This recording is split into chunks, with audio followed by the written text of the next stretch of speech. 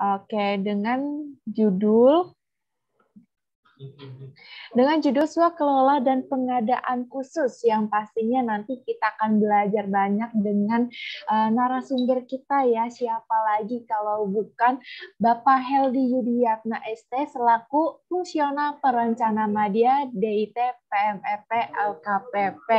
Nah, pada sore hari ini karena kita belajar mengenai swakelola dan pengadaan khusus, kita nanti akan dipaparkan banyak poin ya. Ini dari yang pertama ada potensi pelaku usaha dan swakelola, lalu ada PBJ dikecualikan, kondisi darurat. Nah, nanti kita akan belajar banyak dan nanti akan lebih mendetail ya bersama narasumber kita pada hari ini. Oke, kita sapa dulu. Halo, selamat sore Pak Heldy, apa kabarnya? Selamat sore, Mbak Cynthia, sehat-sehat. Oke, sehat ya pastinya dan semoga Bapak dan Ibu juga di sini sehat selalu.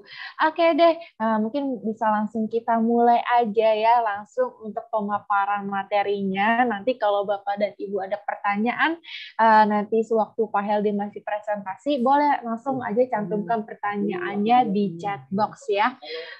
Oke, sip. Oke, kita langsung aja untuk waktu dan tempatnya saya serahkan kepada Pak Heldy. Silakan. Baik, terima kasih.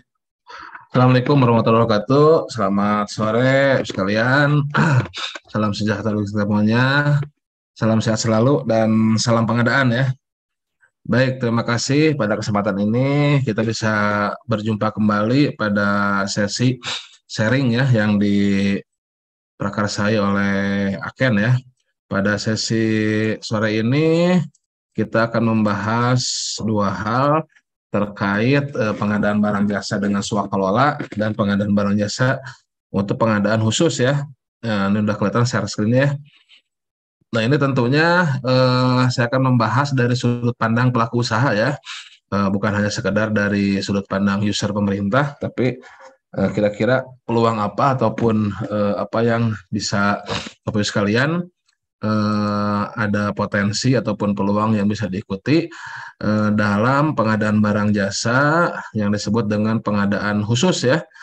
Nah, karena di awal kita sudah banyak bicara ya bahwasannya pengadaan barang jasa itu cara melakukannya di pemerintah ada dua sebetulnya, yaitu dengan penyedia dan dengan swakelola. Nah, nanti sebelum ke swakelola, nanti swakelola mungkin di sesi terakhir ya.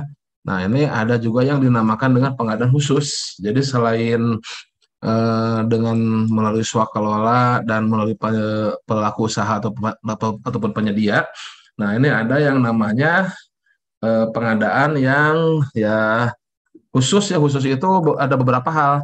Pertama nah ini ada yang darurat, ada pengadaan barang jasa di luar negeri, ada yang dikecualikan, ada penelitian, ya, kemudian ada tender seleksi internasional. Nah, ini yang dinamakan dengan pengadaan khusus. Jadi ibaratnya yang sedikit banyak akan berbeda tata cara pengadaannya yang dilakukan dengan pengadaan barang jasa dengan cara swakelola ataupun dengan penyedia. Kalau dengan penyedia kan kita tahu kemarin caranya ada melalui e-purchasing, kalau barang jasanya sudah ada dalam katalog elektronik, seperti Bapak sekalian yang sudah masuk dalam katalog elektronik. Kemudian ada pengadaan langsung, kalau nilai pengadaannya tidak lebih dari 200 juta. Kemudian ada penunjukan langsung, kalau pada kondisi khusus, kondisi tertentu ya, seperti rahasia, hak paten, dan sebagainya. Kemudian ada tender cepat, kalau barang jasanya bersifat standar dan para pelaku usahanya sudah ada dalam sikap. Nah, kemudian tender ya terakhir ya, yaitu pemilihan ataupun cara pengadaan melalui penyedia. Kemudian ada swakelola ya. Swakelola itu ada 4 cara. Swakelola oleh sendiri, oleh satker sendiri, swakelola oleh PNS lain, satker lain ya, KLPD lain, swakelola oleh organisasi masyarakat ataupun swakelola oleh ormas, yang mana swakelola ini walaupun dilakukan sendiri, ini mana swakelola. Nah, walaupun dilakukan sendiri, namun peluang Bapak Ibu selaku pelaku usaha masih bisa masuk ya, karena yang di dalam swakelola itu masih ada penyedia di dalam swakelola. Jadi ketika butuh alat bahan ya di dalam swakelola, maka Bapak Ibu masih bisa memasok barang jasanya ke pemerintah walaupun itu dilakukan dengan swakelola. Itu ya cara-cara pengadaan yang standar, yaitu dengan penyedia ataupun dengan swakelola. Nah, sekarang yang akan kita bahas adalah ternyata selain dua ini ya, ada cara pengadaan yang lain, yaitu namanya pengadaan khusus ya. Pengadaan khusus itu yang terdiri dari apa saja tadi? Ada darurat ya, ada darurat, kemudian ada pengadaan barang jasa di luar negeri, kemudian ada yang dikecualikan, kemudian ada pelaksanaan penelitian, dan ada tenda seleksi internasional. Nah, ini adalah pengadaan khusus yang mana tata cara pengadaannya nanti sedikit berbeda dengan tata cara yang ada dalam Perpres 16 atau Perpres 12 perubahan dari 16 yang seperti sudah dijelaskan kemarin. Nah, yang mana ini tetap diperlukan peranan pelaku usaha di sini. Tetap diperlukan peranan pelaku usahanya, nah, namun tata caranya ya sebetulnya akan lebih sederhana ya untuk pengadaan khusus ini. Ya, lebih sederhana dan lebih mengikuti proses bisnis yang berlaku di lapangan ya. Jadi tidak perlu melalui katalog elektronik, tidak perlu banyak administrasi, bahkan kalau darurat itu bekerja duluan. Kemudian juga tidak perlu tender bahkan gitu ya, seperti itu. Jadi lebih cenderung mengikuti proses bisnis yang ada di lapangan untuk pengadaan-pengadaan khusus ini ya. Jadi sebagai pengetahuan dari teman-teman semuanya, karena bisa saja nanti muncul, siapa tahu Bapak Ibu menghadapi kondisi, Pak ini darurat nih. Nah, diadakanlah. Nanti kalau darurat itu ya bukan namanya penunjukan langsung, karena darurat itu tidak masuk ke penunjukan langsung. Darurat itu nanti mengikuti ke Perlem 13. Ke Perlem 13, nanti kita lihat tata caranya. Sehingga apa? Sehingga ya Bapak Ibu mungkin tidak kaget lagi kalau mekanismenya berbeda dengan mekanisme biasa. Kemudian siapa tahu Bapak Ibu di luar negeri ya, di luar negeri ataupun mensuplai ke KBRI ya. Nah, ini juga ada sedikit pengetahuan terkait barang jasa di luar negeri. Kemudian ada pengadaan yang dikecualikan. Nah, dikecualikan juga nanti kita bahas seperti tarif yang sudah umum ya. Nah, siapa tahu Bapak Ibu punya usaha yang memang sudah dipublis secara luas, sudah bisnis sudah mapan ya, kata kuncinya itu ya. Nah, itu nanti pengadaannya maka dikecualikan, tidak perlu tender lagi ya, tidak perlu lagi pengadaan langsung ataupun lewat katalog ya. Ini ada pengadaan barang jasa yang caranya dikecualikan. Nanti kita lihat ya, kata kuncinya ada yang sudah dipublish secara luas, sudah umum, kemudian bisnis sudah mapan, kemudian industri kreatif, karya seni dan sebagainya. Nah, itu siapa tahu Bapak Ibu selaku supplier, selaku pelaku usaha bisa masuk juga. Nanti jangan kaget, kok ini tidak melalui katalog, kok ini kok tidak tender. Nah, ini mungkin ini masuk barang jasa yang dikecualikan. Nanti kita lihat ya. Kemudian penelitian. Nah, ini terkait produk hasil penelitian. Nah, kemudian siapa tahu Bapak Ibu juga pelaku usaha ikut tender internasional. Nah, ini kapan ya, berapa thresholdnya dan bagaimana caranya kita lihat. Nah, itu gambaran umumnya ya. Jadi ini pengadaan khusus ya, pengadaan khusus yang tata caranya berbeda dengan tata cara pengadaan yang pemilihan penyedia biasa ataupun swakelola biasa yang sebelumnya sudah dijelaskan ya pada meeting-meeting sebelumnya. Nah, agar menjadi pengetahuan tambahan juga bagi para pelaku usaha ketika ada model-model pengadaan yang darurat, model-model yang dikecualikan, ataupun tanda seleksi nasional, sudah tidak kaget lagi ya, sebagai pengetahuan ini ya.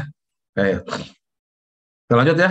Mohon maaf nih, rada meler sedikit nih habis olahraga nih, renang. Nah, pertama kita bahas terkait pengadaan barang jasa pada kondisi darurat. Nah, ini juga siapa tahu Bapak Ibu menghadapi, apalagi yang masih terkait dengan COVID ya. Ini definisinya ya, darurat suatu keadaan yang ditetapkan oleh pemerintah untuk jangka waktu tertentu atas rekomendasi badan ya. Ini bisa bisa yang BNPB gitu ya, yang diberi tugas untuk menanggulangi bencana ya. Nah, ini penanganan darurat ini biasanya terkait dengan keselamatan ya, pelindungan ya masyarakat WNI baik di dalam negeri ataupun di luar negeri yang keadaannya tidak dapat ditunda dan harus dilakukan segera. Jadi intinya ini pasti menyangkut masalah masalah nyawa ya, masalah nyawa, masalah keselamatan dari warga negara Indonesia baik di dalam negeri ataupun di luar negeri ya, seperti COVID itu pasti sudah menjadi kondisi darurat gitu ya, seperti itu karena sudah menyangkut nyawa dan keselamatan bagi WNI. Nah itu kalau pengadaan yang akan kita lakukan ini terkait dengan hal ini, maka kondisinya adalah kondisi darurat, pengadaannya pengadaan darurat. Nah, para pelaku yang terlibat dalam keadaan darurat ini tidak ada pokja, simpelnya tidak ada pokja ya, tidak ada pejabat pengadaan. Nah, jadi ini hanya PAKPA, PPK dan penyedia atau pelaku usaha yang melaksanakan ya. Karena apa? Karena nanti pas pelaksanaannya ini langsung menerbitkan SPBJ nih ya, langsung menunjuk nih. Jadi tidak ada pemilihannya, tidak ada pemilihan ya, langsung menunjuk ya. Jadi PPK mengidentifikasi ya, menganalisis ketersediaan sumber daya yang dimiliki ya. Nah, kemudian langsung menunjuk penyedia untuk kondisi darurat. Kemudian menerbitkan SPBJ. Baru yang lain-lainnya itu tarik mundur ya. Nah, terakhir kan perikatan ya, tarik mundur seperti itu. Oke. Ini para pelakunya, jadi tidak ada proses pemilihan untuk darurat ya. Nah, makanya kemarin juga ada yang konsultasi ya, jangan kaget kalau ditunjuk pada kondisi darurat ya, tidak akan ada proses pemilihan, itu langsung ditunjuk kepada penyedia yang dianggap mampu ya. Kemudian juga ini istilahnya bukan penunjukan langsung, karena kalau penunjukan langsung berarti harus ada prakualifikasi dulu, harus ada pemilihan lagi. Kalau ini ya langsung menunjuk penyedia yang akan melakukannya seperti itu ya. Oke. Nah, ini jenis-jenis darurat, bisa bencana alam, search and rescue ya, kerusakan sarana surplus yang mengganggu pelayanan publik, kemudian kejadian-kejadian yang bisa berakibat kepada keselamatan WNI, baik di luar ataupun di dalam negeri, atau pemberian bantuan kemanusiaan kepada negara lain. Ini darurat. Nah, ini tahapan-tahapannya, ada siaga darurat, tanggap darurat, dan transisi darurat ke pemulihan. Nah, ini yang paling penting ya, bagaimana tahapan ketika siapa tahu Bapak Ibu bertemu dengan kondisi darurat ataupun ditunjuk sebagai pelaku usaha yang akan melaksanakan kondisi darurat. Jadi pertama itu langsung menerbitkan PPK, langsung menerbitkan SPBJ ya, gitu. Atau untuk barang langsung surat pesanan. Kemudian pemeriksaan bersama ya, kemudian langsung serah terima lapangan ya. Jadi setelah ditunjuk langsung serah terima lapangan, langsung SPMK, langsung bekerja ya, gitu. Kemudian langsung bekerja dan kontraknya nanti kalau sudah pekerjaan selesai baru kontrak seperti itu. Nah, kemudian siapa yang bisa melakukan pekerjaan darurat? Itu adalah di sini nggak ada ya, sebentar, belum mungkin ya. Nah, ini kalau swakalola ya kurang lebih sama ya, kurang lebih sama juga ya. Pemeriksaan bersama langsung dikerjakan, langsung serah terima. Oke. Kemudian, nah ini kalau konstruksi bisa konstruksi darurat, bisa juga konstruksinya permanen ya. Kalau diperlukan untuk walaupun kondisi darurat ya, tapi bisa aja konstruksinya permanen. Kalau memang penanganan di lapangan memang harus dengan permanen ya. Tapi kalau masih bisa dengan konstruksi darurat ataupun semi permanen, maka tentunya konstruksi permanen tidak digunakan. Ini untuk konstruksi ya. Nah, kemudian ini bagaimana cara PPK mencari pelaku usahanya? Nah, ini bagian pentingnya juga, yaitu pada intinya PPK menunjuk penyedia terdekat ya yang sedang melaksanakan kegiatan pengadaan sejenis. Nah, ini terutama untuk konstruksi ya. Jadi kalau untuk konstruksi ada yang terdekat sedang melaksanakan pekerjaan sejenis, misalkan ini butuh jalan nih, butuh darurat jalan. Ya, ketika di daerah-daerah terdekat ada yang sedang melakukan pekerjaan jalan, maka penyedia tersebut bisa ditunjuk untuk melakukan ataupun melaksanakan pekerjaan darurat. Atau pelaku usaha lain yang dianggap mampu ya memenuhi kualifikasi untuk melaksanakan kegiatan PBJ. Nah, termasuk yang dianggap mampu itu ya termasuk para pelaku usaha ataupun penyedia dalam katalog elektronik ya. Karena kan mereka sudah ya, Bapak sekalian dalam katalog elektronik kan sudah ibaratnya sudah terkualifikasi ya. Nah, sehingga kalau memang barang jasa Bapak Ibu yang diproduksi Bapak Ibu bisa dipakai ataupun dibutuhkan oleh PPK, maka ya bisa langsung ditunjuk ya untuk menjadi pelaku usaha ataupun penyedia yang melaksanakan pengadaan pada kondisi darurat. Kalau memang kebutuhannya sesuai dengan apa yang dibutuhkan oleh PPK ataupun PA ya. Nah, ini penyedia dalam katalog elektronik sudah termasuk dalam pelaku usaha yang memenuhi kualifikasi. Ya termasuk pada waktu kemarin masa Covid pun kan banyak pelaku usaha dari katalog elektronik yang langsung ditunjuk untuk melakukan pengadaan pada kondisi darurat tersebut. Nah, ini kualifikasinya. Jadi tidak ada tender, tidak ada proses pemilihan penyedia lagi ya. Tidak ada tender cepat, pengadaan langsung pakai sistem SPSE ya, dan segala macamnya seperti pemilihan biasa. Tapi pada kondisi darurat, PPK langsung menunjuk penyedia terdekat yang sedang melaksanakan pebisnis atau langsung menunjuk pelaku usaha yang dinilai mampu memenuhi kualifikasi ya. Nah, termasuk juga dalam hal ini para pelaku usaha yang sudah terkualifikasi di dalam katalog elektronik, yaitu para pelaku usaha ataupun para penyedia yang sudah ada dalam katalog elektronik. Ya, tentunya yang sudah terkualifikasi dalam sikap juga ya. Nah, itu Bapak sekalian untuk pengadaan khusus yang pertama yaitu pengadaan pada kondisi darurat. Nah, jadi jangan kaget nanti siapa tahu ada kondisi darurat ya, baik di nasional ataupun di daerah. Dan Bapak Ibu selaku pelaku usaha katalog elektronik ya yang sudah terkualifikasi itu ditunjuk oleh PPK untuk menjadi penyedia pada kondisi darurat. Nah, itu jangan kaget lah gitu kan. Sudah ada gambaran sekarang ya, dan tidak usah nyebut ini penunjukan langsung karena ini tidak termasuk kondisi penunjukan langsung ya. Ini adalah kondisi darurat. Pengaturannya ada dalam Perlem, lebih detail ada dalam Perlem 13 tahun 2021 ya. Jadi sekali lagi ini tidak termasuk kondisi penunjukan langsung ya. Walaupun memang ini menunjuk langsung ke satu pelaku usaha, namun prosesnya tidak seperti penunjukan langsung karena kalau penunjukan langsung kan ada nanti kualifikasinya dicek lagi. Kualifikasinya dicek lagi, minta penawaran lagi segala macam akan panjang lagi.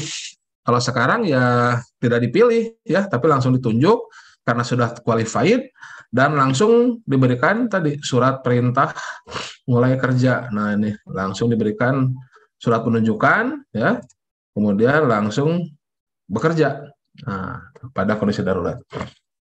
Dan nanti ya ada beberapa klausul seperti misalkan kalau masalah kemahalan harga segala macam ya kalau pada kondisi darurat kan yang paling penting tadi itu ibaratnya ada open book costing. Pelaku usaha nanti bisa menunjukkan bahwasannya memang real cost-nya seperti ini. Seperti itu ya. Oke. Nah, itu poin pertama untuk pengadaan barang jasa pada keadaan darurat ya. Ini sebagai pengetahuan, siapa tahu Bapak Ibu para pelaku usaha dalam katalog elektronik bertemu dengan kondisi begini ya. Nah, ini sudah tidak kaget lagi dan tidak salah lagi. Oh, penunjukan langsung. Oh, enggak ya, tidak penunjukan langsung. Ini ya ya langsung menunjuk penyedia ya, tapi mekanismenya tidak penunjukan langsung. Karena kalau penunjukan langsung berarti milih lagi lama lagi. Oke. Nah, yang kedua ada pengadaan khusus yaitu pengadaan barang jasa di luar negeri. Luar negeri ya. Nah, ini tidak terlalu panjang lebar untuk pembahasan luar negeri. Ya siapa tahu Bapak Ibu jalan-jalan ke luar negeri ya, pas liburan ataupun pas bisnis ada kunjungan bisnis ya, tiba-tiba ngobrol-ngobrol sama orang KBRI ya, ada teman atau bagaimana ya, tiba-tiba diminta untuk supply. Nah, bagaimana nih ketentuannya nih ya, seperti itu. Nah, pada dasarnya pengadaan barang jasa di luar negeri itu mengikuti Perpres 16. Ya, namun sebetulnya dalam kondisi di lapangan ya, ini semua tidak semua hal itu bisa ngikutin Perpres. Karena ya seringkali ada aturan-aturan pada negara setempat ya yang harus kita ikuti. Nah, apabila memang negara setempat tersebut mengatur lain, maka silahkan itu bisa mengikuti peraturan negara setempat, menyesuaikan dengan peraturan negara setempat, seperti itu ya. Misalkan kita ada event organizer, misalkan ya, ada pameran buku misalkan ya, ada pameran buku misalkan di luar negeri. Nah, ternyata kalau di luar negeri itu ternyata di suatu negara tersebut misalkan IO-nya misalkan harus menggunakan IO mereka ya, mau tidak mau, ataupun kita menggunakan suatu tempat ternyata di tempat tersebut sudah diikat tuh harus menggunakan IO ini ya, event organizer ini ya, mau tidak mau harus menggunakan mereka, jadi harus diikuti. Jadi pengadaan barang jasa di luar negeri pada intinya ya mengikuti dengan aturan yang ada pada negara tersebut. Gitu ya sekalian ya. Tidak banyak ini, namun nanti bisa dilihat di peraturan yang diatur oleh Menteri Luar Negeri. Ya tidak jauh berbeda sih dengan Perpres ya, untuk pengadaan yang diatur oleh Menteri Luar Negeri. Gitu ya. Nah, selanjutnya pengadaan barang jasa yang caranya dikecualikan. Nah, ini saya share screen dari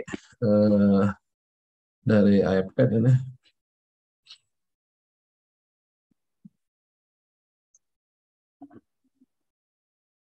Kecualikan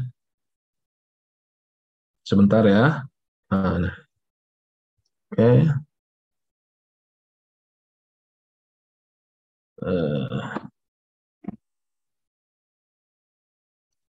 Share screen. Oke. Ya, oke. Sudah terlihat ya dari. Nah, ini saya coba menjelaskan pakai mind map ya. Nah, ini adalah pengadaan barang jasa yang dikecualikan. Nah, ini dasarnya ada pada Perlen nomor 5 tahun 2021 tentang pengadaan barang jasa yang dikecualikan. Ya.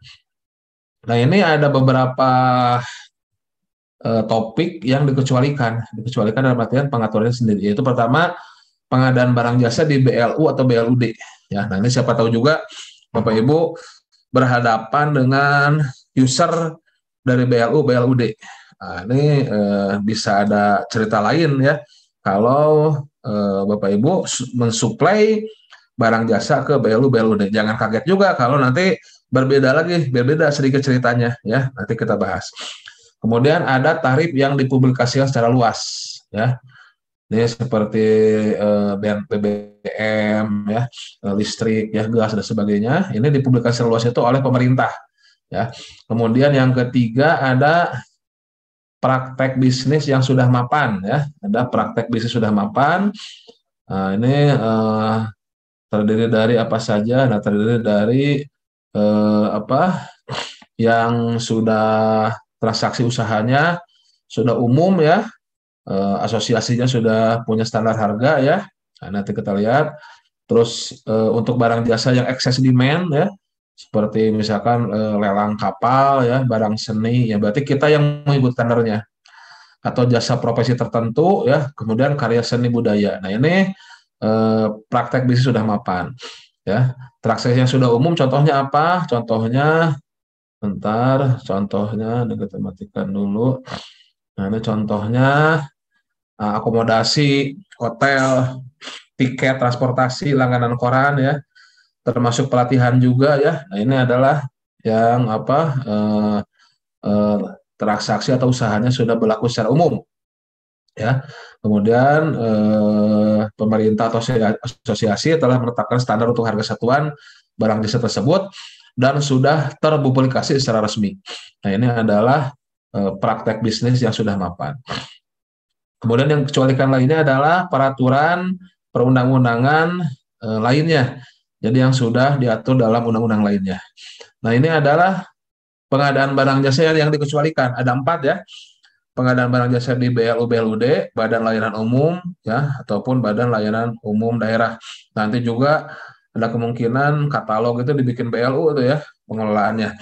Tapi untuk jangka pendek mau dikasih tarif ya, akan dikasih tarif nih untuk bagi para pelaku usaha di katalog itu. Nah, ini kalau BLU BLUD, misalkan di daerah ada rumah sakit ya, gitu. Nah, ini BLU BLUD. Nah, ini mungkin ada perbedaan nanti kita lihat.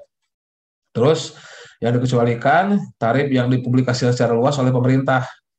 Ini contohnya apa? Listrik, telepon ya, air bersih, bahan bakar gas, bahan bakar minyak. Nah, ini tarif yang dipublikasikan secara luas oleh pemerintah. Kemudian praktek bisnisnya sudah mapan ya, seperti tadi ya, usaha yang sudah mapan yang dipublis secara luas ya. Ini contohnya seperti akomodasi ya, hotel ya, langganan majalah koran, pelatihan. Kemudian excess demand ini permintaannya yang besar, contohnya seminar, pelatihan di sini ya, excess demand nih, seminar, pelatihan, pendidikan, jurnal, publikasi ilmiah, kapal bekas, lelang kapal bekas, lelang pesawat bekas, jasa gedung. Nah, ini excess demand. Kemudian profesi tertentu ya, profesi tertentu, misalkan penerjemah, profesi gitu ya, profesi penerjemah. Ini contohnya, nah ini arbiter, pengacara, kesehatan, auditor, penerjemah, penilai. Nah, ini adalah jasa profesi. Nah, siapa tahu Bapak Ibu juga ada yang punya keahlian khusus ya. Nah, ini tidak ditenderkan ini ya. Ini berarti dikecualikan. Atau pengadaan karya seni budaya ya. Nah, ini karya seni budaya ini ya. Contohnya pembuatan film, sewa pemilihan film ya, untuk dokumentasi, untuk apa, iklan suatu instansi misalkan. Pembuatan sewa periklanan, iklan layanan masyarakat. Nah, ini tidak perlu tender segala macam, ini dikecualikan. Jasa pekerja seni budaya, pembuatan, sewa, pembelian barang karya seni budaya dan seni dan budaya seperti patung dan sebagainya. Nah, ini dikecualikan. Oke, jadi ini barang jasa yang dikecualikan ini sama seperti tadi. Jadi tidak perlu tender, tidak perlu e-purchasing, tidak perlu SPSE ya.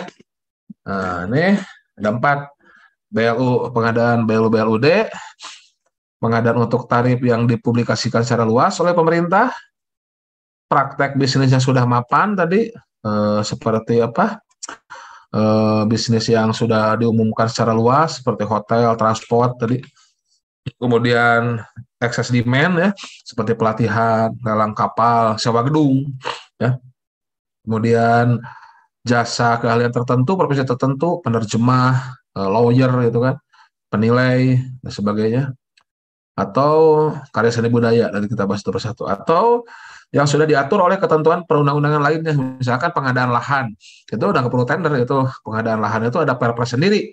Atau pengadaan barang jasa di Papua, nah itu sudah ada perpres tentang PBJ di Papua, tidak ngikutin perpres 16. Nah, itu nilai-nilai pengadaan langsungnya berbeda tuh untuk di Papua ya. Oke, kita bahas satu persatu ya. Pertama untuk BLU BLUD.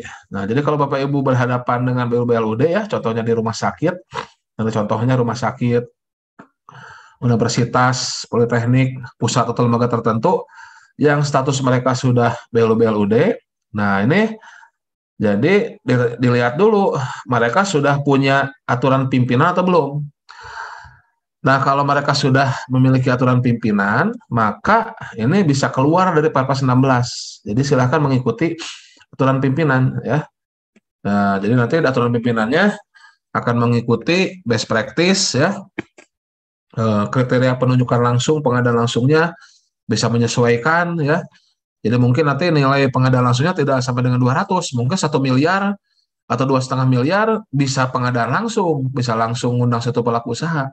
Nah, dilihat peraturan pimpinan. Jadi pada simpelnya pada pengadaan di BLU-BLUD jangan kaget kalau Bapak Ibu nanti tata caranya berbeda dengan Perpres 16 kalau mereka sudah memiliki peraturan pimpinan.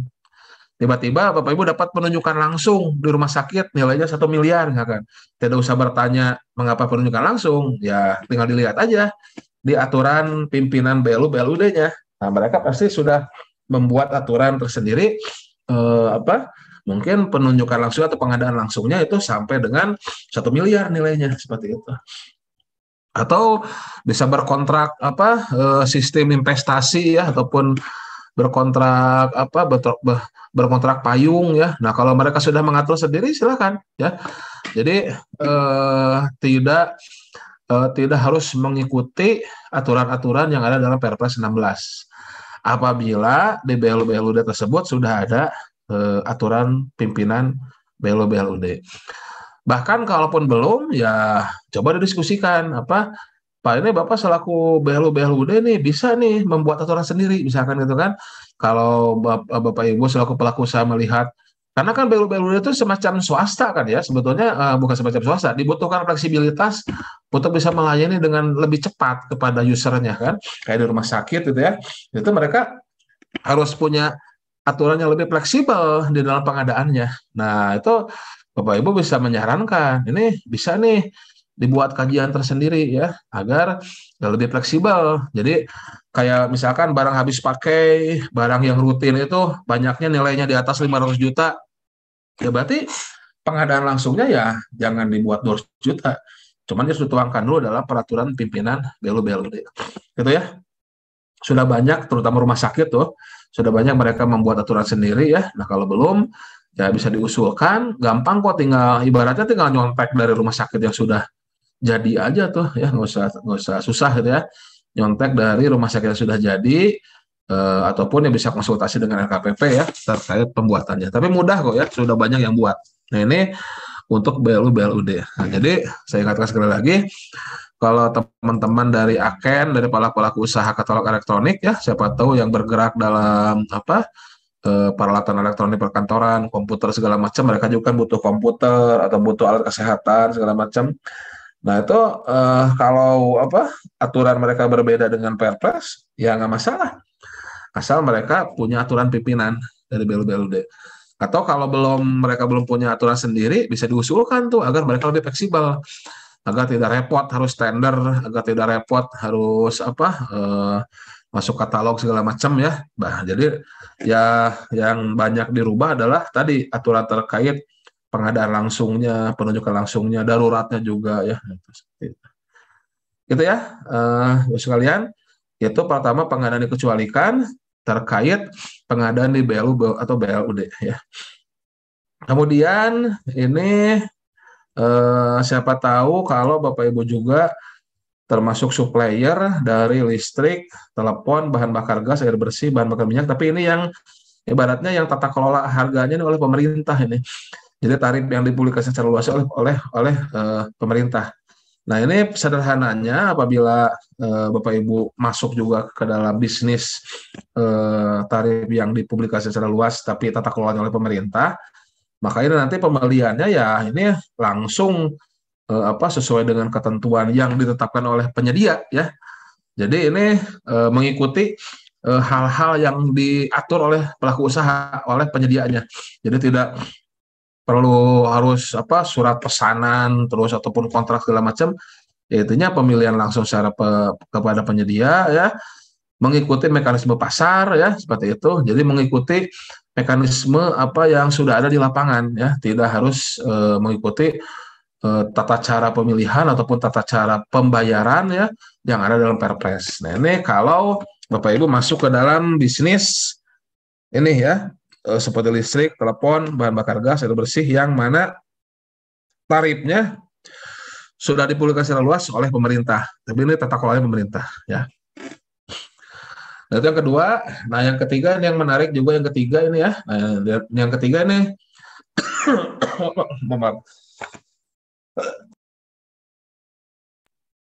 Mohon maaf, izin minum dulu.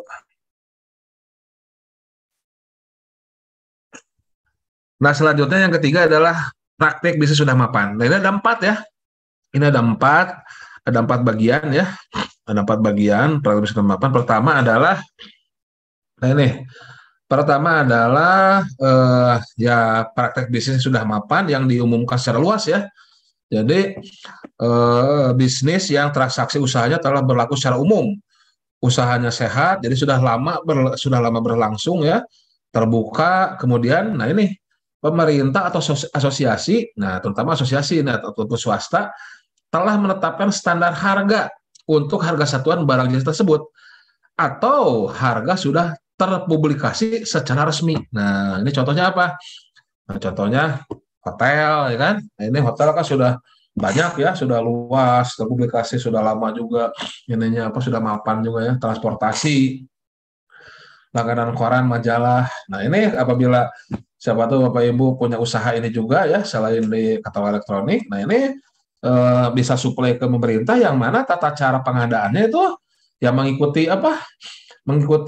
bisnis yang sudah mapan. Ya, jadi nanti itu melakukan pembelian, sewa, pasaran langganan atau cara lainnya. Jadi tidak dengan tender, dengan purchasing seperti itu. Jadi nanti langsung mengundang aja. Nah, nanti ada negosiasi, ada negosiasi. Nanti transaksinya ya dilakukan langsung. Bagaimana? Apakah itu dibeli, disewa ya. Nah, jadi intinya mengikuti bisnis proses yang ada di lapangan seperti itu ya. Nah ini kan sesuai praktik bisnis yang ditetapkan penyedia. Nah jadi mengikuti apa yang ada di lapangan. Nah ini untuk tadi hotel, transport ya, koran majalah. Nah jadi tidak harus seperti pemilihan penyedia yang lainnya dengan Perpres itu ya. Jadi harus ada kontrak segala macam. Nah ini mengikuti dengan bisnis proses di pelaku usaha, gitu ya. Kemudian ada yang kedua, praktek bisnis sudah mapan adalah jumlah permintaan lebih besar daripada penawaran atau excess demand. Contohnya apa? Seminar, pelatihan, pendidikan, ya, jurnal, publikasi ilmiah, penelitian, laporan riset, lelang kapal bekas, lelang pesawat bekas, sewa gedung. Ya, nah ini tahapannya nanti ya hampir sama juga mengikuti bisnis mereka. Nah, bahkan bisa lelang oleh penyedia. Jadi kita yang ikut lelang mereka ya, kita yang mengikut. Jadi Pokja atau pejabat pengadaan yang menciptakan penawaran ya, karena kita yang butuh gitu kan, karena kebutuhannya lebih banyak daripada supply ya seperti itu ya, atau metode pemilihan lainnya. Pada intinya ya mengikuti bisnis ataupun proses bisnis yang disediakan oleh penyedia dan kita yang mengikuti mereka. Nah, contohnya kalau kapal bekas, gedung tadi kapal contohnya tadi, contohnya nah ini pesawat bekas, nah kita yang ikut lelang kan, seperti itu ya. Sewa gedung kita yang mengikuti bagaimana proses mereka. Nah itu, jadi pada intinya ini mengikuti proses yang dilakukan oleh penyedia. Nah ini excess demand ya, termasuk pelatihan juga ya, nih ya, seminar pelatihan sudah ada tarifnya ya. Nah, silahkan ikuti proses mereka. Kemudian jasa profesi. Nah jasa profesi contohnya arbiter, pengacara, tenaga kesehatan, PPAT, notaris, auditor, penerjemah, penilai. Ini juga tidak perlu tender, tidak perlu proses-proses seperti di Perpres 16 ya. Nah, ini tahapannya bagaimana? Ya ini langsung ke pelaksanaan kontrak. Nah, ini pembayaran kepada penyedia berdasarkan surat perjanjian atau surat perjanjian kerja atau surat perjanjian.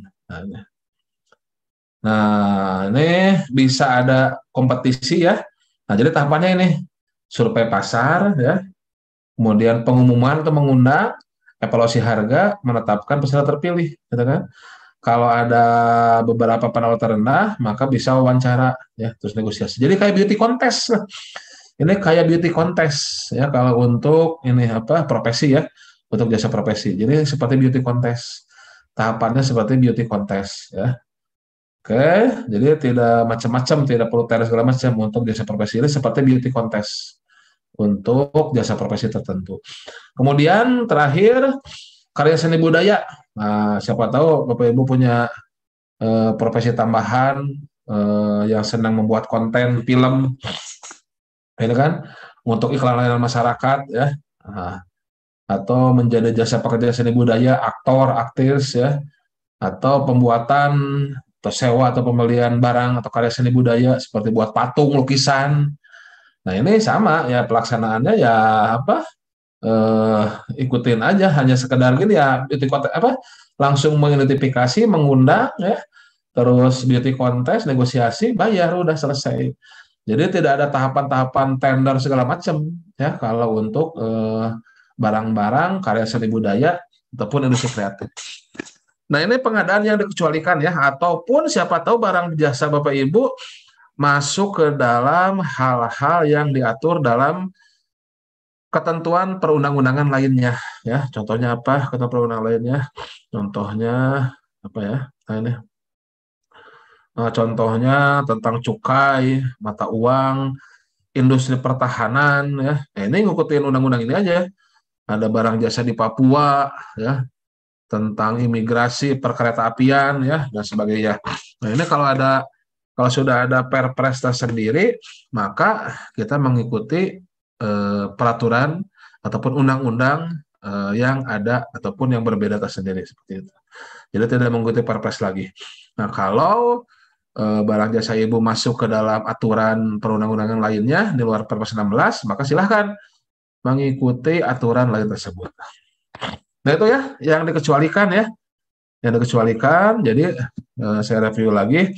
Pertama, kalau Bapak Ibu berhadapan dengan BLU BLUD, nah ini bisa kemungkinan lain aturan mainnya ya. Bisa tidak sesuai ataupun tidak mengikuti Perpres 12 ya. Kalau memang mereka sudah punya aturan sendiri ya, punya aturan sendiri dari pimpinan atau direksi dari BLU-BLUD.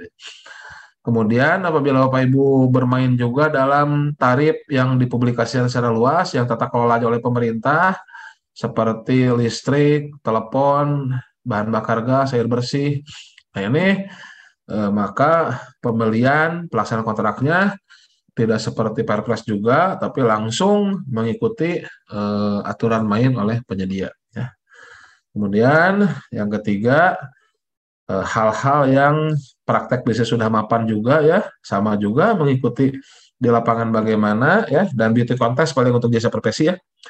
Nah ini ada yang barang jasanya sudah terpublish secara resmi, secara umum seperti hotel, transportasi. Nah ini tidak perlu tender-tenderan lagi ya. Jadi langsung eksekusi sesuai dengan kebutuhan di lapangan. Excess demand juga mengikuti bagaimana proses bisnis dari pelaku usaha.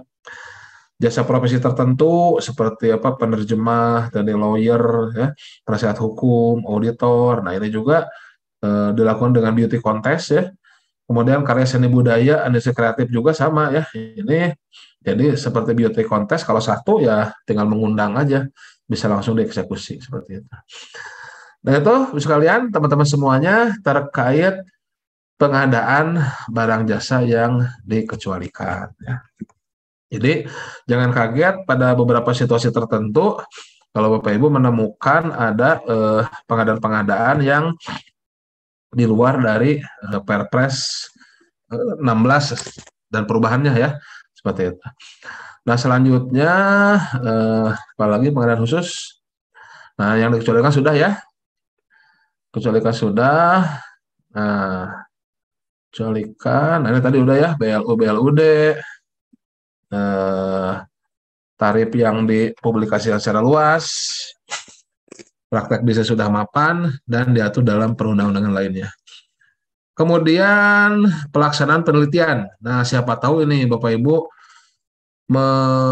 ibaratnya membeli hak paten dari barang jasa hasil penelitian itu bisa ya, ataupun memang punya barang jasa yang hasil dari penelitian ya, yang dihasilkan dari penelitian. Nah ini juga sudah ada karpet merah ini untuk penelitian ini ya. Ini penelitian, definisi penelitian ya. Nah, atau siapa tahu Bapak Ibu bisa melakukan penelitian. Nah, ini tata caranya adalah melalui kompetisi ya, kompetisi atau penugasan ya. Jadi tidak melalui tender lagi, dikompetisikan melalui proposal ya, kemudian atau ditugaskan oleh pihak KPA-nya. Jadi tidak ada tender-tender segala macam. Nah, ini kompetisi ya semacam beauty contest dengan proposal seperti itu. Nah, ini penelitian ya. Kemudian terakhir satu lagi, nah ini siapa tahu Bapak Ibu mau ikut tender internasional ya. Nah ini terkait tender internasional, perusahaan asing ini ataupun tender internasional boleh dilaksanakan kalau nilainya itu di atas 1 triliun. Nah, jadi perusahaan asing bisa masuk kalau 1 triliun ya untuk konstruksi. Kalau untuk barang jasa lainnya itu di atas 50 miliar, barang jasa lainnya. Kalau konsultan di atas 25 miliar. Nah, ini tender internasional atau seleksi internasional dilaksanakan untuk nilai di atas ini ya. Nah, kalau di bawah ini boleh tender seleksi nasional kalau memang tidak ada pelaku usaha nasional. Ya, jadi kalau di bawah 1 triliun konstruksi, ya kalau memang tidak ada pelaku usaha nasional yang bisa, ya udah berarti bisa dilakukan tender internasional. Nah, ini bisa sebagai pengetahuan threshold dilakukannya tender atau seleksi internasional. Ya. Itu ya. Nah, ini sih untuk usernya lah, untuk usernya jadi harus bahasanya harus bahasa Indonesia ya, diumumkan di website internasional dan sebagainya. Nah, itu untuk pengadaan khusus ya. Selanjutnya satu lagi terkait swakalola ya. Terkait swakalola sedikit ya, sebetulnya sih sudah banyak dibahas pada sebelumnya ya. Pakai ini aja. Saya share screen di sebelah sini lagi.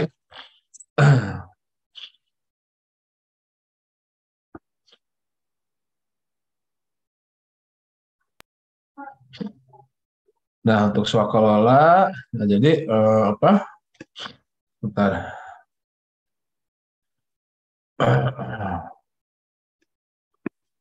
Nah, kita waktu awal-awal kan kita sudah tahu bahwasannya cara pengadaan itu bisa penyedia dengan swakalola. Tapi plus ada pengadaan khusus tadi ya, yang sudah dijelaskan ya, selain penyedia swakalola ini. Nah, untuk swakalola, nah kapan dilakukan?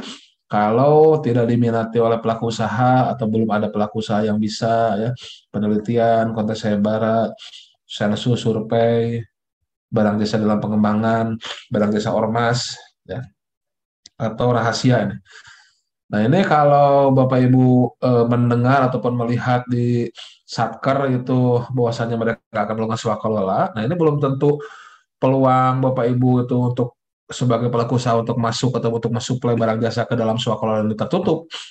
Karena pada intinya walaupun walaupun ini dilakukan dengan swakalola, namun tetap ketika butuh alat, bahan ya, maka itu harus dilakukan dengan pemilihan penyedia. Ya, saya coba buka slide-nya sebentar. Jadi ketika butuh alat bahan dalam swakalola, maka itu harus tetap dilakukan dengan pelaku usaha. Sebentar, mana PDF-nya? Ini. Oke, laksana swakalola.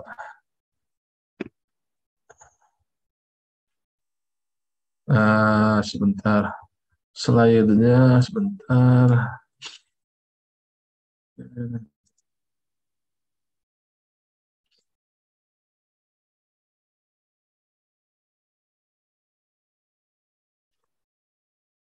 Kita lihat swakalola.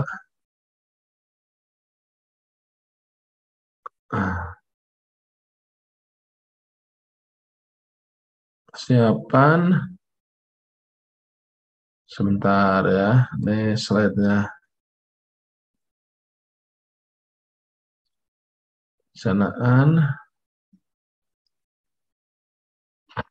Nah, sudah ya. Kapan dengan swakalola? Pelaksanaan.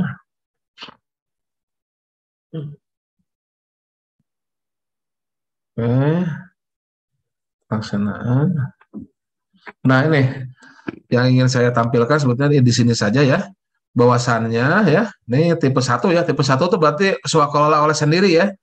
swakelola oleh satker sendiri, oleh satkernya sendiri. Nah, ini kan tipe 1 ya, swakelola tipe 1. Nah, ketika dibutuhkan pengadaan barang jasa melalui penyedia, nah dalam hal ini berarti untuk alat, untuk bahan ya, maka dilaksanakan sesuai ketentuan Perpres pengadaan. Yaitu apa? Ya ini proses pemilihan penyedia yang mulai dari purchasing. Sebentar kita lihat proses penyediaannya.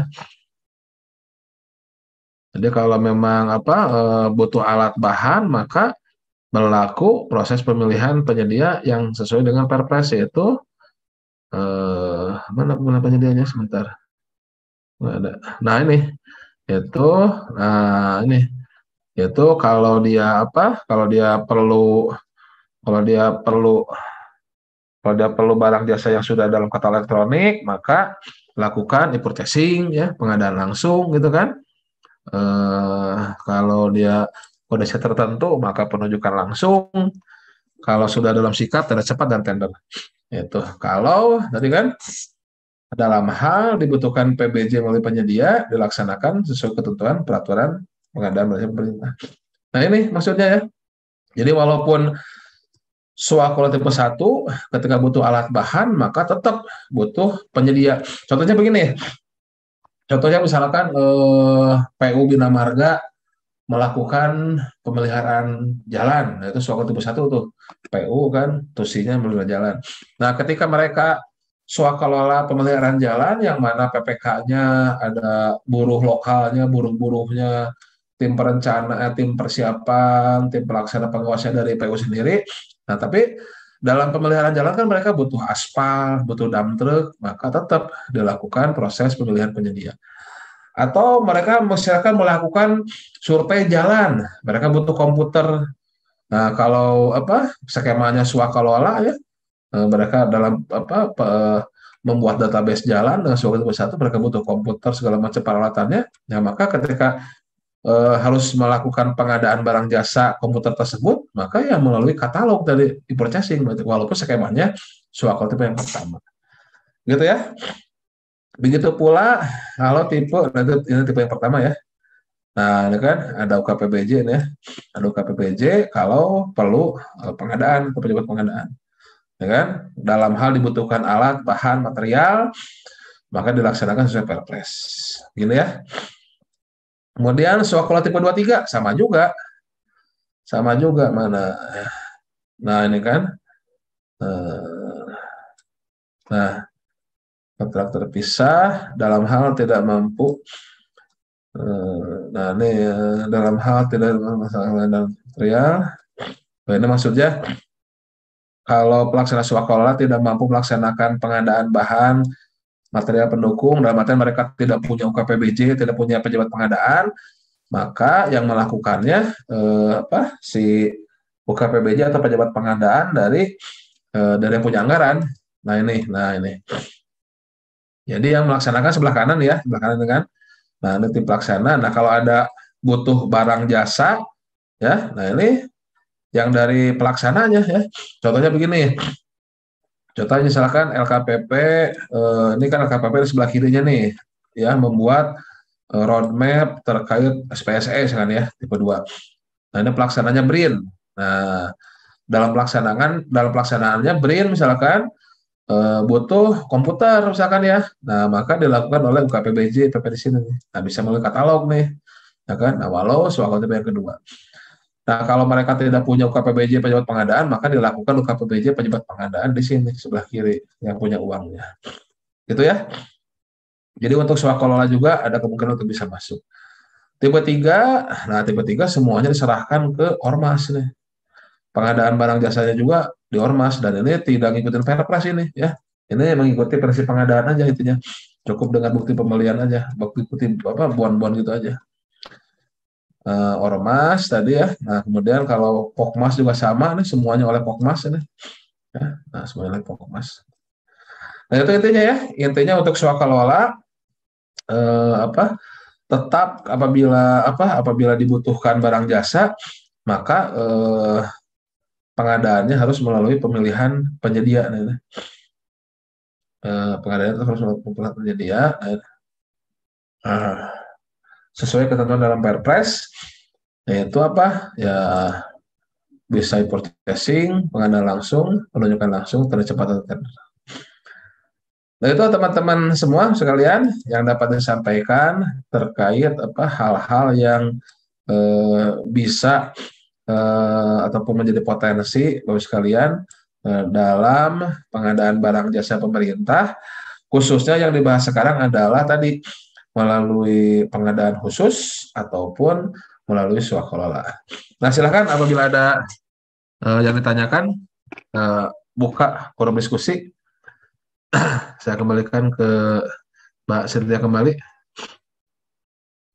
Oke, baik. Terima kasih untuk pemaparan materinya oleh Pak Heldi. Tadi kita sudah dijelaskan banyak ya mengenai swakelola pengadaan. Nah, untuk Bapak dan Ibu semuanya, kalau ada pertanyaan nih terkait dengan pemaparan materinya Pak Heldi, boleh banget langsung chat aja di chat box, atau misalnya nih dari Bapak dan Ibu jika ingin bertanya secara langsung juga boleh banget. Nanti caranya tinggal di raise hand aja, nanti akan saya bantu untuk unmute ya. Oke.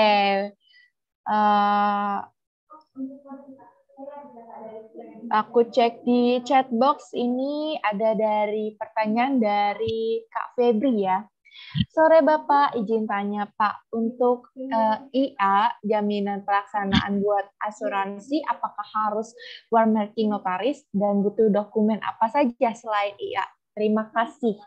Oke, mungkin dari Pak Heldi boleh bantu untuk dijawab, silahkan. IA itu apa ya? Jaminan pelaksanaan. Jaminan pelaksanaan untuk pengadaan ya. Dari asuransi boleh ya. Dari asuransi boleh. Nah, cuma jujur saya tidak mengerti ini IA itu apa dan war marking itu apa. Ini bahasanya bahasa hukum ini saya tidak mengerti ini. Tapi intinya ya kalau yang saya tahu ya untuk jaminan pelaksanaan pengadaan barang jasa pemerintah itu bisa dari asuransi juga.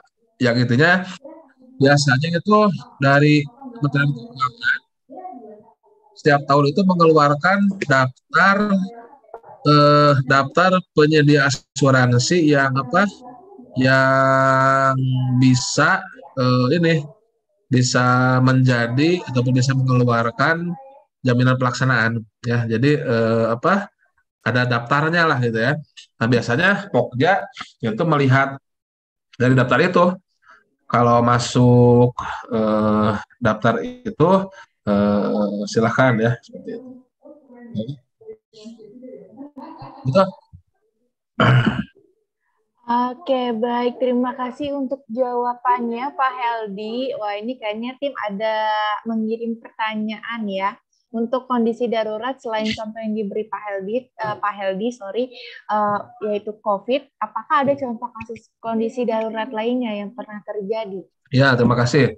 Yang kondisi darurat lainnya contohnya seperti misalkan bencana alam ya, bencana alam atau bencana sosial ya. Nah, tentunya hal itu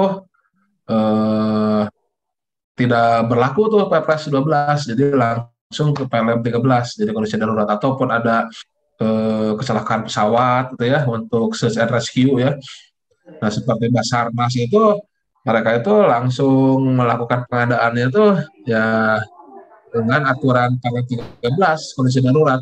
Jadi langsung mencari, kalau konstruksi mencari penyedia terdekat, kalau barang jasa lainnya dia mencari pelaku usaha yang memang sudah terkualifikasi atau mungkin sering dipakai juga, intinya kualifikasinya sudah ada lah, tidak perlu dibuktikan lagi, jadi langsung dipanggil ya seperti itu.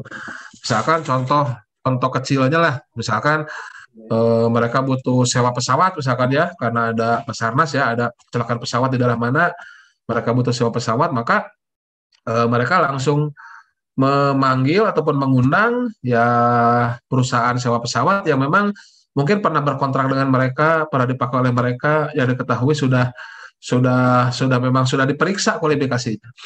Atau tadi butuh alat komputer segala macam, pasti akan memanggil pelaku usaha yang sudah terkualifikasi di dalam katalog elektronik. Gitu, Pak. Ya. Oke, baik. Terima kasih untuk jawabannya, Pak Heldi. Wah, saya lihat nih sudah pertanyaannya sudah tidak ada lagi nih. Apa mungkin Bapak dan Ibu sudah mengerti kali ya, sudah cukup jelas ya Jelas dengan kayaknya. pemaparan materinya Pak Heldi. Oke, tapi saya memberitahu dulu nih, mungkin sambil menunggu, siapa tahu Bapak dan Ibu ada yang ingin bertanya lagi ya, Pak. Jadi sambil menunggu, saya memberitahukan nih bahwa di hari Sabtu Pak Heldi membuka kelas loh yang sama ya topiknya terkait dengan pengadaan, itu namanya Sabtu Pengadaan yang mungkin nanti akan dijelaskan lebih mendetail dan nanti banyak sekali pastinya nanti dari Pak Heldi akan kasih materi di hari Sabtu Pengadaan ya. Jadi buat Bapak dan Ibu semuanya jangan lupa regis acara Sabtu Pengadaan di link yang sudah dikirimkan oleh tim kami di chat box ya. Nah, acaranya itu kita mulai dari jam 9 pagi sampai dengan selesainya.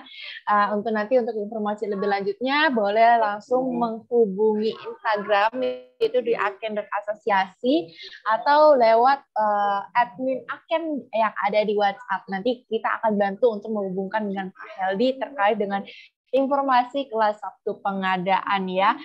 Oke deh, wah ini masih belum ada yang ingin bertanya nih ya, tapi mungkin dari Pak Heldi ada yang ingin ditambahkan. Kalau memang tidak ada pertanyaan lagi, mungkin kita bisa langsung tutup ya untuk webinar pada sore hari ini. Boleh silakan Pak Heldi. Ya, ya memang ini pengetahuan terkait darurat dan pengadaan khusus ini ya ini ibaratnya mah wawasan aja ya, ini, wawasan aja di situ. Jadi mungkin apa bukan bisnisnya teman-teman ini, tapi ya mudah-mudahan ya dengan adanya sesi kali ini ya bisa menambah pengetahuan sebagai tambahan pengetahuan sehingga siapa tahu nanti berhadapan dengan kondisi darurat, berhadapan dengan satker pemerintah tapi BLU atau BLUD ternyata agak perbedaan. Nah, itu sudah ataupun ya punya tadi siapa tahu Bapak Ibu apa diversifikasi menjadi profesi tertentu ataupun tadi ke bisnis yang sudah mapan. Nah, sehingga tidak kaget lagi kalau aturannya ternyata oh ada aturan main tersendiri nih seperti itu. Itu kurang lebih. Oke, baik. Terima kasih untuk tambahannya Pak Heldi. Kita ucapkan terima kasih ya kepada Pak Heldi yang sudah memberi kesempatan waktu ya untuk memberikan materi kepada kita semua, yang sudah menjawab pertanyaan kita. Nah, untuk Bapak dan Ibu semuanya, jangan lupa ya selalu join di webinar kita di tiap hari Rabu dari jam 4 sore sampai dengan selesainya. Dan juga jangan lupa untuk regis untuk di acaranya Pak Heldi nih ya, di Sabtu Pengadaan. Nanti linknya akan dikirimkan oleh tim kita di chat box ya. Oke, kalau begitu kita sudahi webinar hari ini. Dari saya Cynthia Lorene, sampai jumpa di hari Rabu berikutnya. See you. Wassalamualaikum warahmatullahi wabarakatuh. Terima kasih Pak Setia ya. Iya Pak, terima kasih untuk Bapak dan Ibu Teman-teman juga. semuanya terima kasih.